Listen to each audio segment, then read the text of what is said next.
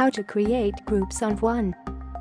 Creating groups and adding your users makes it easy to manage your communication. In order to create groups, tap on the users icon at the bottom of the app screen. You will see the Group tab on the top. Click on the plus button to create a group. Give a name. Click on Add Users at the bottom of the screen.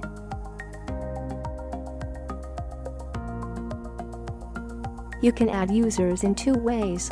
If you have already invited users who are connected to your app, they will be listed here. Select the name and click on Save. If you want to invite users to this group, select Invite a new user to the group option and send invites. The Group tab will show all the groups you have created, with the number of users in each one of them. Here is an interesting tip: you can create unlimited groups on Onne, and also have unlimited users added to any group. Now how cool is that?